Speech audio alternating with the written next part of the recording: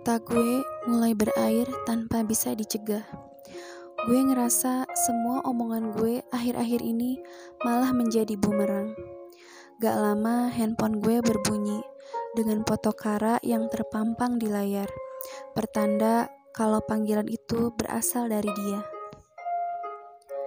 Setelah menghapus air mata yang menggenang, gue pun buru-buru mengambil kembali handphone gue sambil melirik ke arah Pak Arya yang masih sibuk dengan handphonenya. Gue menggeser tombol hijau di layar dengan sedikit ragu, dan suara menenangkan milik Kara terdengar dari seberang telepon. "Halo sayang," suara Kara terdengar cukup jelas karena suasana kamar yang hening. Berada di dalam kamar pengantin bareng suami, tapi malah mengangkat telepon dari pacar, membuat gue merasa berdosa. "Hai," jawab gue kaku. "Aku chat kamu gak dibales-bales dari kemarin. Kamu gak kenapa-napa kan? Tumben kamu gak ngabarin aku soalnya." "Maaf Kara, maaf banget. Aku baik-baik aja. Kamu gak usah khawatir." "Suara kamu beda. Kamu habis nangis. Apa kecapean?" "Aku habis datang ke acara pernikahan, jadi aku capek," jawab gue gak sepenuhnya berbohong. "Istirahat yang bener ya, jangan sampai sakit. I miss you." "I miss you tuh Kara." Saat gue menutup telepon, Pak Arya beranjak dari kasur dan masuk ke dalam kamar mandi setelah menaruh dompet dan handphone miliknya. Hal yang membuat gue terkejut adalah dompet Pak Arya adalah dompet yang gue berikan waktu perbaikan nilai kemarin. Pak Arya keluar dari kamar mandi hanya dengan selembar handuk yang menutupi bagian bawahnya, dan bagian atas tubuhnya terekspos dengan jelas yang membuat gue menelan ludah gugup. Gue yakin muka gue udah memerah sekarang karena kesal sekaligus malu. "Jadi dompet yang saya kasih dipakai juga?" tanya gue dengan nada menyindir. "Dompet saya bolong karena harus beli cincin nikah paling mahal kemauan kamu.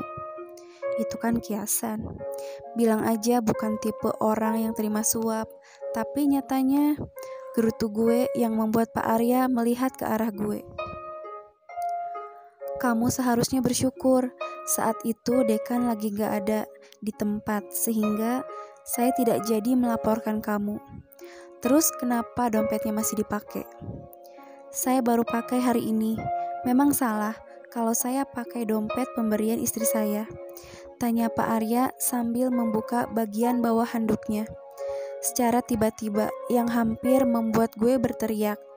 Namun gue sadar Pak Arya telah memakai celana pendeknya di balik handuk yang dikenakannya dan mengambil pakaiannya di dalam koper. Aduh, jantung gue. Om bisa pakai pakaiannya di dalam kamar mandi aja gak sih? Kebiasaan gue saat pagi adalah mengeletkan badan tanpa membuka mata. Tapi pagi ini ada yang aneh. Tangan gue kiri serasa menyentuh benda asing. Gue pun meraba-raba dan meremas benda itu. Terasa lembut juga hangat. Gue bahkan bisa merasakan angin-angin hangat yang membuat gue langsung membuka mata untuk memastikan. Ternyata tangan gue kena muka Pak Arya yang membuat gue langsung menarik tangan gue secara spontan. "Kamu itu perempuan bukan sih? Tidurnya urakan banget," kata Pak Arya yang terlihat kesal. Mungkin gara-gara gue menguyak-uyak mukanya barusan.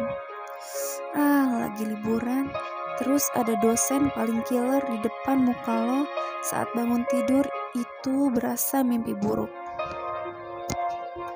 "Jangan berisik," kata Pak Arya sambil membekap mulut gue. Gue baru inget kalau gue udah nikah sekarang. Sama dia pula. Liburan gue gak akan terasa sebagai liburan lagi pasti. Gue spontan melepas tangan Pak Arya dari mulut gue dan melihat ke sekeliling. "Cari apa?" tanya Pak Arya. "Bayi," jawab gue spontan. "Kamu lulus SD gak sih? Bayi gak mungkin ada gitu aja kalau gak dibuat," kata Pak Arya. Buktinya Yuto ada. Yuto adalah anak angkat Iim dan Yuda yang diadopsi oleh Nenek Yuda atas nama mereka berdua. Semua dilakukan Nenek Yuda hanya agar Iim dan Yuda bisa menjadi lebih dekat setelah perjodohan yang dilakukan. Iim bilang, begitu dia bangun setelah malam pernikahan, besoknya Yuto langsung ada di rumahnya. Gue takut nyokap gue melakukan modus yang sama. Om, kalau nggak ngerti nggak usah komentar, kata gue yang membuat Pak Arya berdecak pelan. Dia malah ninggalin gue dan masuk ke dalam kamar mandi. Om, jangan lupa bawa baju, jangan menodai mata saya yang masih suci, teriak gue yang gak dipedulikan sama Pak Arya.